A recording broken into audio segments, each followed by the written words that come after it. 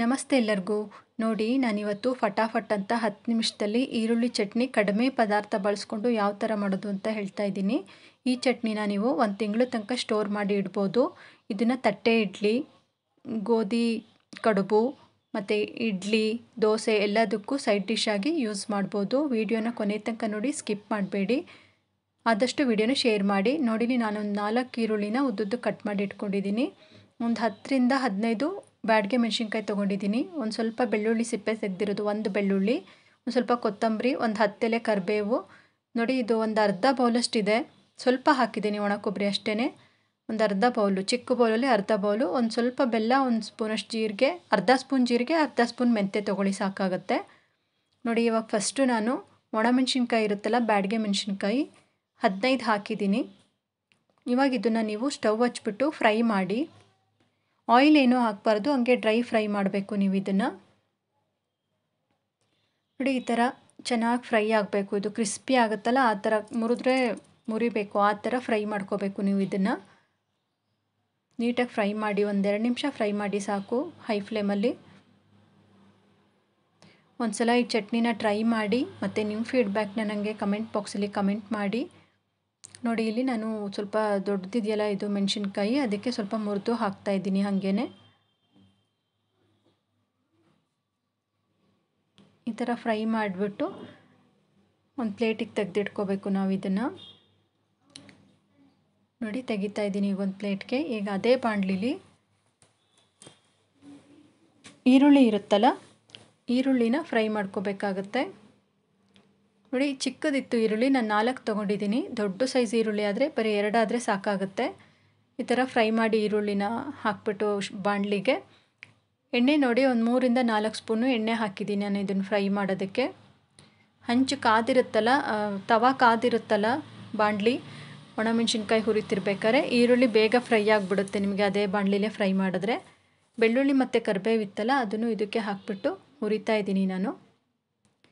ಇದನ್ನು ಒಂದು 5 ನಿಮಿಷ ಹುರಿರಿ. ನಾವು ಹೋಳಿಗೆ ಸಾರಿಗೆಲ್ಲ ಹುರಿತೀವಲ್ಲ, ಸ್ವಲ್ಪ ಲೈಟ್ ಬ್ರೌನ್ ಕಲರ್ ಆಗುತ್ತೆ ಈರುಳ್ಳಿ, ಅಲ್ಲಿ ತನಕ ಹುರಿದ್ರೆ ಸಾಕು. ಇದನ್ನು ತೋರಿಸ್ತೀನಿ ನಾನು ನಿಮಗೆ ಇವಾಗ ಯಾವಾಗ ತೆಗಿಬೇಕು ಈರುಳ್ಳಿನ, ಎಲ್ಲಿ ತನಕ ಫ್ರೈ ಮಾಡಬೇಕು ಅಂತ. ನೋಡಿ, ಈಗ ಸ್ವಲ್ಪ ಫ್ರೈ ಆಗಿದೆ. ಇನ್ನೊಂದು 2-3 ನಿಮಿಷ ಫ್ರೈ ಆದರೆ ಗ್ಯಾಸ್ ಆಫ್ ಮಾಡಿಬಿಡ್ಬೋದು ನಾವು. ನೋಡಿ, ಅರ್ಧ ಸ್ಪೂನ್ ಜೀರಿಗೆ, ಒಂದು ಅರ್ಧ ಸ್ಪೂನು ಮೆಂತ್ಯಕಾಳು ಹಾಕ್ತಾಯಿದ್ದೀನಿ.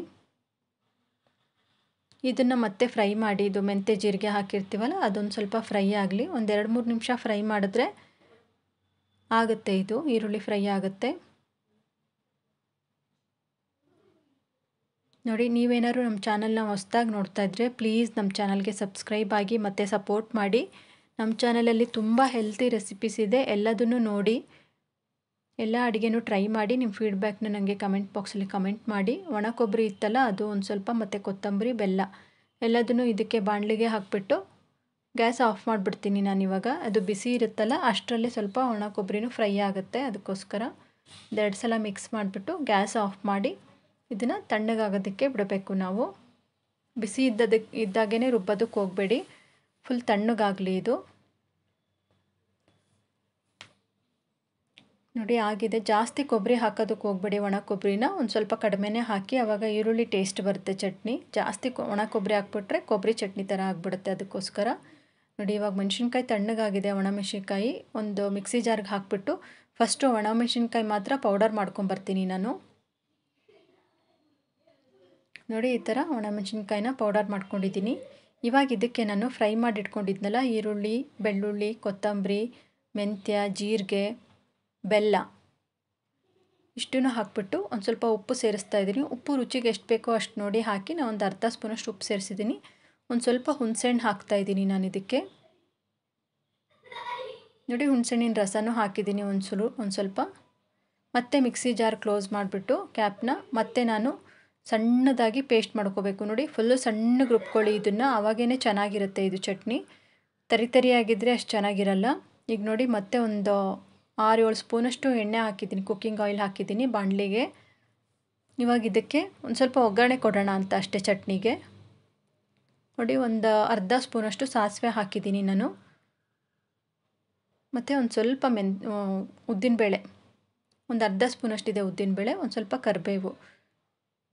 ಹಿಂಗು ಆಪ್ಷನಲ್ಲು, ಬೇಕಾದರೆ ಹಾಕ್ಬೋದು, ಬೇಡ ಅಂದರೆ ಸ್ಕಿಪ್ ಮಾಡ್ಬೋದು ನೀವು. ನಾನು ಸ್ವಲ್ಪ ಹಿಂಗು ಹಾಕ್ತೀನಿ ಇದ್ರ ಚಟ್ನಿಗೆ. ನೋಡಿ ಇದೆಲ್ಲ ಫ್ರೈ ಆಗಲಿ. ಮೆಂತ್ಯಕಾಳು ಉದ್ದಿನಬೇಳೆ ಚೆನ್ನಾಗಿ ಫ್ರೈ ಆದಮೇಲೆ ಸ್ವಲ್ಪ ಹಿಂಗೆ ಹಾಕ್ಬಿಟ್ಟು ಚಟ್ನಿ ರುಬ್ಬಿಟ್ಕೊಂಡಿರ್ತೀವಲ್ಲ ನಾವು, ಅದನ್ನು ಬಾಣಲಿಗೆ ಹಾಕ್ತಾಯಿದ್ದೀನಿ ನಾನಿವಾಗ. ಎಲ್ಲದನ್ನು ಬಾಣಲಿಗೆ ಹಾಕ್ಬಿಟ್ಟು ಎಣ್ಣೆಲಿ 1-2 ನಿಮಿಷ ಬಾಡಿಸಿದ್ರೆ ಸಾಕು, ಅಷ್ಟೇ. ಚೆನ್ನಾಗಿ ಟೇಸ್ಟ್ ಬರುತ್ತೆ, ಎಣ್ಣೆನ ಚೆನ್ನಾಗಿ ಕುಡಿಯುತ್ತೆ ಇದು ಚಟ್ನಿ. ಗ್ಯಾಸ್ ಆಫ್ ಮಾಡಿದ್ದೀನಿ ನಾನಿವಾಗ. ಬಾಣಲಿ ಬಿಸಿ ಇರುತ್ತಲ್ಲ, ಎಣ್ಣೆನೂ ಬಿಸಿ ಇರುತ್ತೆ, ಅಷ್ಟರಲ್ಲೇ ಇದು ಫ್ರೈ ಆಗುತ್ತೆ ಸಾಕು. ಅಷ್ಟಾದರೆ ಜಾಸ್ತಿ ಫ್ರೈ ಮಾಡಬೇಕು ಅಂತೇನಿಲ್ಲ. ಎಣ್ಣೆ ಬಿಸಿ ಇರುತ್ತಲ್ಲ ಅದರಲ್ಲೇ ಇದು ನೀಟಾಗಿ ಫ್ರೈ ಆಗಿಬಿಡುತ್ತೆ ಚಟ್ನಿ.